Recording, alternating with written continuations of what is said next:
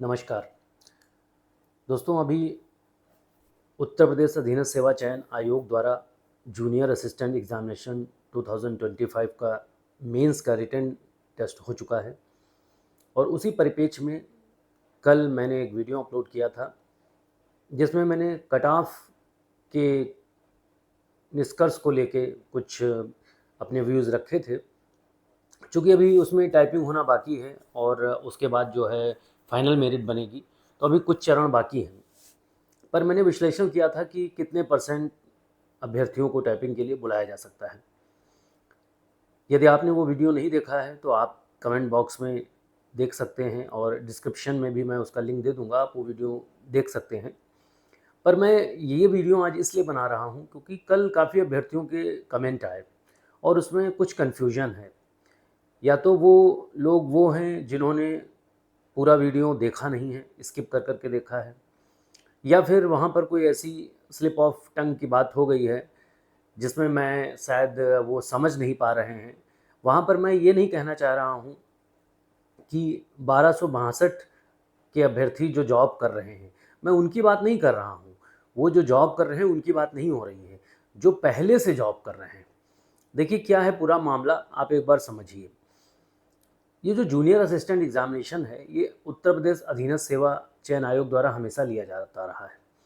पहले जब पेट नहीं होता था तो तब भी यह एग्ज़ामिनेशन होता था, तब भी यह भर्तियाँ आती थी और सिंपल एक पेपर होता था, उसमें नेगेटिव मार्किंग भी नहीं होती थी।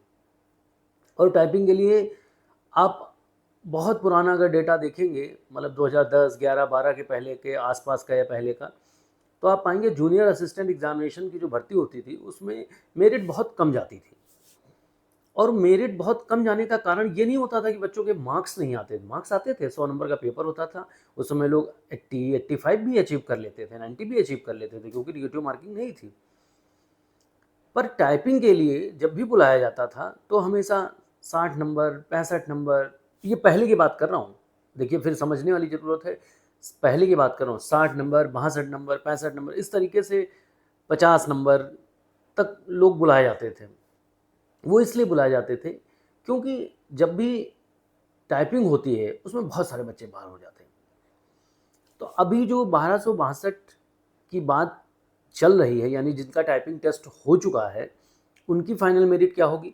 अब देखिएगा मैं कहना क्या चाह रहा हूँ, जो टाइपिंग के लिए अगर मान लीजिए 1262 में 47 नंबर तक बुलाया गया है, तो जब इनकी फाइनल कट ऑफ आएगी तो आप देखिएगा वो फाइनल कट ऑफ भी इसी के आसपास रहेगी।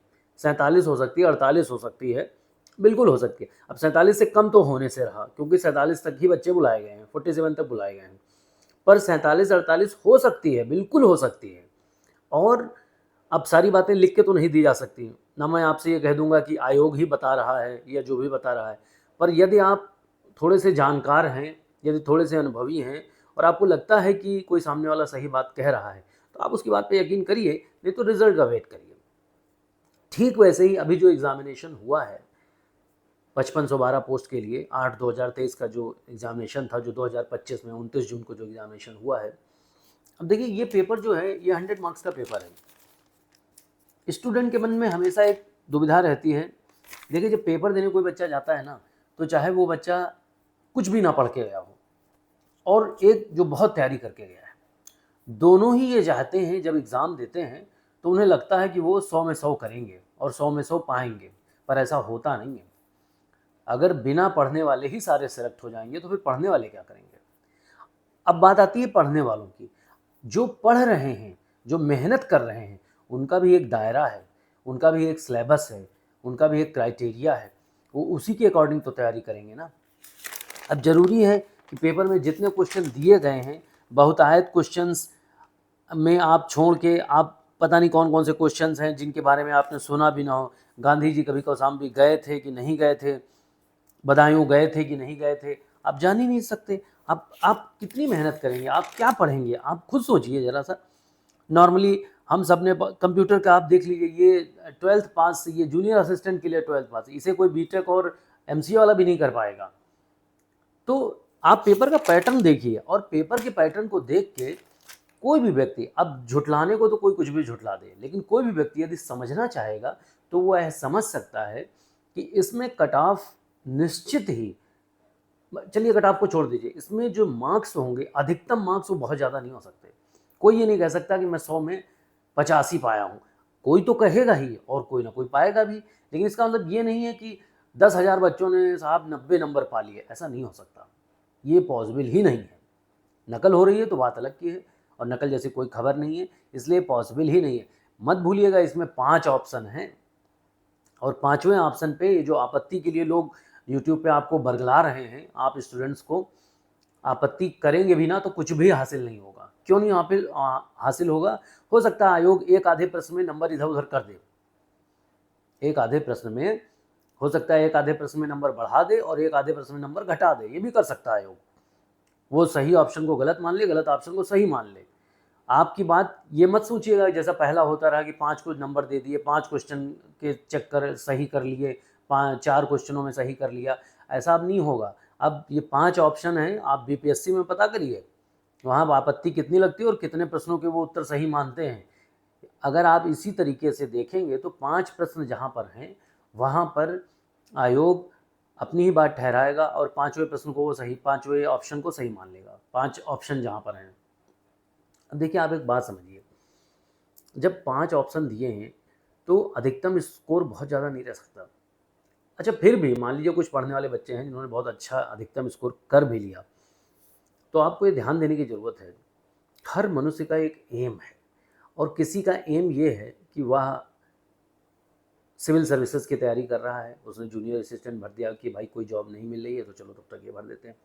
अब वो जूनियर असिस्टेंट तो भर सकता है, आपको याद होगा पीसीएस का भी एग्जामिनेशन उसी दिन था, वो जूनियर असिस्टेंट तो भर सकता है लेकिन वो जूनियर असिस्टेंट के लिए पीसीएस नहीं छोड़ेगा, पीसीएस की तैयारी जरूर कर रहा होगा, और उस दिन भी पेपर था, हो सकता है वो पेपर जूनियर असिस्टेंट का छोड़ के पेपर देने चला गया हो, या फिर मान लीजिए कोई ऐसा बच्चा था जो अभी फिलहाल उस तरफ उसका इंटरेस्ट नहीं पर उसने जूनियर असिस्टेंट का पेपर दे दिया, तो पेपर तो दे देगा पर वो टाइपिंग इतनी तल्लीनता से नहीं सीखेगा, क्योंकि उसका अल्टीमेट गोल टाइपिंग नहीं। और देखिए टाइपिंग कोई ऐसी चीज़ नहीं है कि आप 10-15 दिन में, 20 दिन में रातों रात बैठ के, ये जो लोग कहते हैं ना कि टाइपिंग हो जाएगी, मैं 20 दिन में निकाल दूंगा, मैं 25 दिन में निकाल दूंगा, सब बेवकूफ़ बनाते हैं। कोई नहीं निकाल सकता टाइपिंग 20 दिन में। आप पढ़ सकते हो 20 दिन में, एक पेपर निकाल सकते हो, मैं कहता हूँ आप कर सकते हो, लेकिन टाइपिंग नहीं निकाल सकते हो।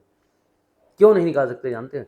सीखना और स्पीड को, वो भी न्यू रूल्स के साथ सीख लेना। टाइपिंग सीख तो आप 3 दिन में जाओगे, 2 दिन में सीख जाओगे, पर आप एक्चुअल जो पैरामीटर्स हैं क्या उनको अचीव कर पा रहे हैं?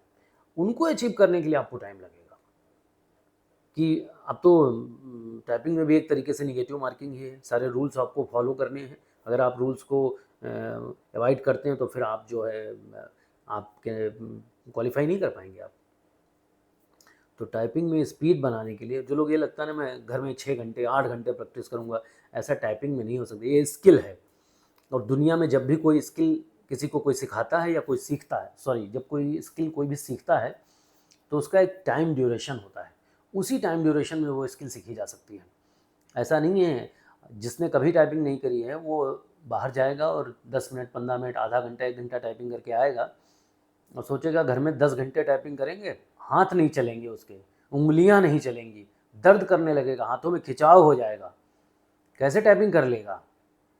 तो बहुत सारे बच्चे अभी ये भी सोच के बैठे हैं कि जब रिज़ल्ट आएगा, जब हमें कट ऑफ पता चलेगा तब हम टाइपिंग शुरू करेंगे। और मान लीजिए रिज़ल्ट आ गया कि इतने लोगों को टाइपिंग के लिए बुलाया जा रहा है और 1 महीने बाद बुला लिया, वो 1 महीने में जो टाइपिंग सीखेगा वो वर्तमान पैरामीटर्स के साथ, जो भी आयोग की निर्धारित गाइडलाइन है टाइपिंग के लिए, उसके तहत वो टाइपिंग कभी भी क्वालिफाई नहीं कर पाएगा। और वो वही बच्चा होगा जिसके मार्क्स बहुत अच्छे हैं, वो वही लोग होंगे जो यूट्यूब पे आके कमेंट कर रहे हैं कि ऐसा कहाँ है जी, वैसा कहाँ है, इतने नंबर वाले बच्चे हैं और आपने तो गलत बोल दिया, आप बहुत लेट हो, आप गलत कमेंट कर रहे हैं।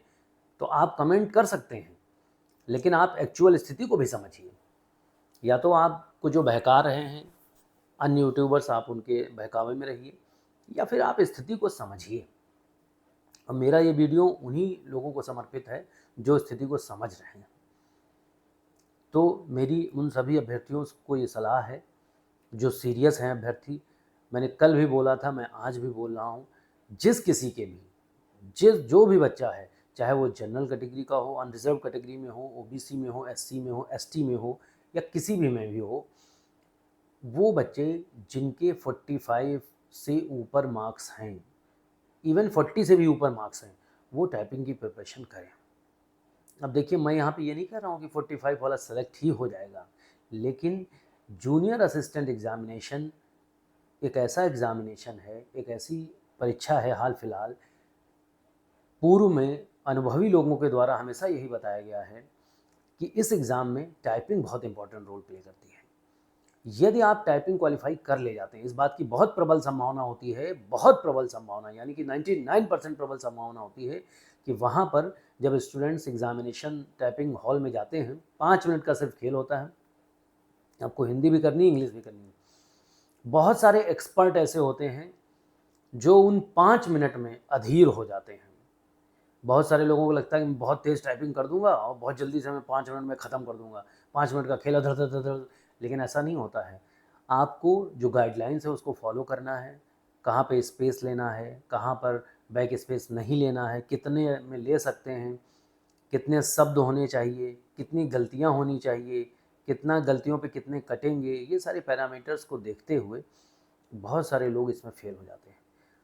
अक्सर ये देखा गया है कि टाइपिंग के लिए अगर एक सीट पे 10 बच्चा बुलाया जाता है तो कभी कभी तो 10 फेल हो जाते हैं, यानी कि 9 फेल हो जाते हैं और एक ही पास हो पाता है। 10 फेल हो जाते हैं, कहने का अभिप्राय ये है कि बहुतायत संख्या में बच्चे बाहर हो जाते हैं।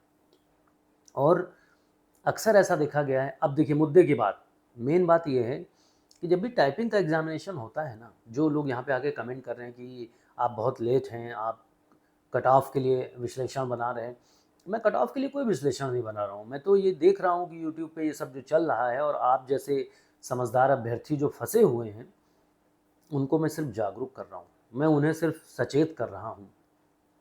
क्या सचेत कर रहा हूँ कि इधर उधर के वीडियो देखना बंद करिए और टाइपिंग की प्रैक्टिस करिए।